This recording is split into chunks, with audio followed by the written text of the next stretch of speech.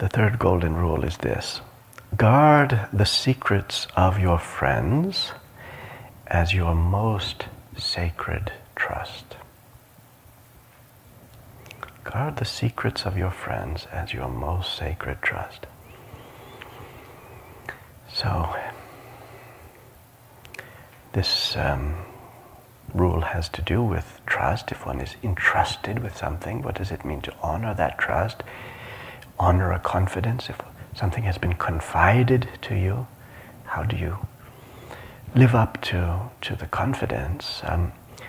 If one is prone to speak thoughtlessly and not to speak with discretion, and to speak freely about other people when they're not there and tell all kinds of things about them, well, if one is of that habit, then one is not likely to be recognized as a reliable repository of trust. But sometimes a friend wishes to confide in a friend, to find someone with whom one can share a secret. And if we would be such a person, then we have to have a deep reservoir, not to be, shallow and prone to the betrayal of confidences, but to have a deep archive, as it were, a deep space in which to hold in the silence all that is confided.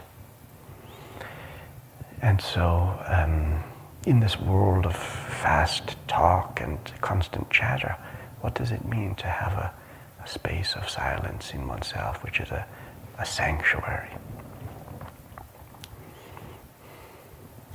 There's a funny story that touches upon this about Mullah Nasruddin.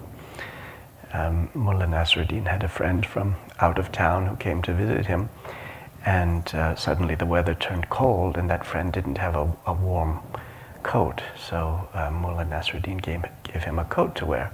They walked around and they met some other people.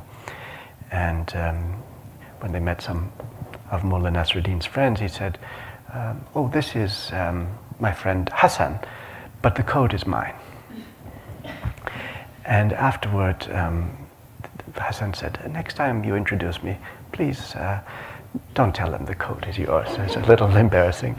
And so he said, "Oh, I'm so sorry. All right." So then the next time they met someone, and Mullah Nasruddin said, "This is my friend Hassan, but the coat isn't his." He didn't say it was his, but he said the coat isn't his. And afterward, again, the friend said, "You please, just don't mention, don't say anything. Don't say anything about the coat. All right? Don't mention the coat." So then, finally, it happened again. There's time for an introduction, and Mullah Nasruddin said, "This is my friend Hassan, but don't ask him about the coat."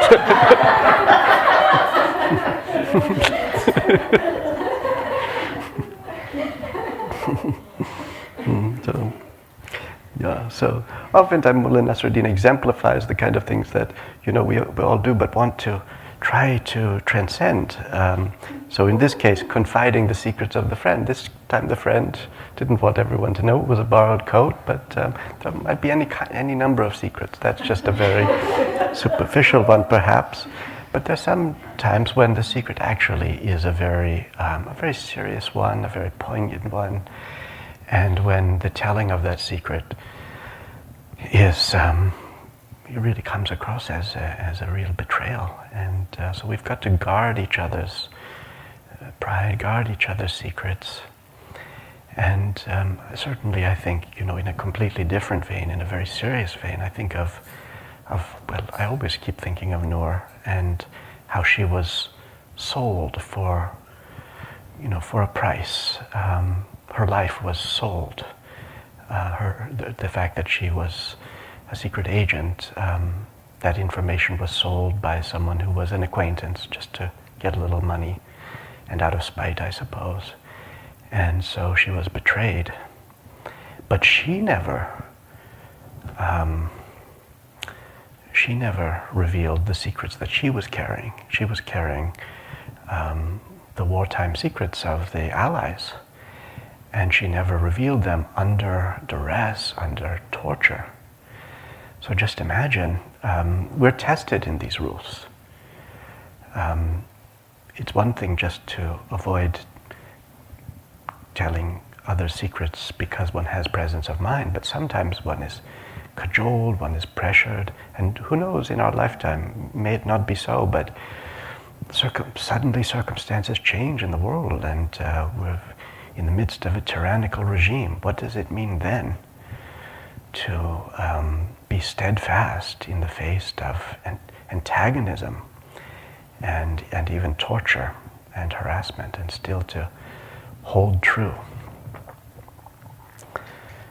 So this is a rule for us to take to heart. I'll say it again.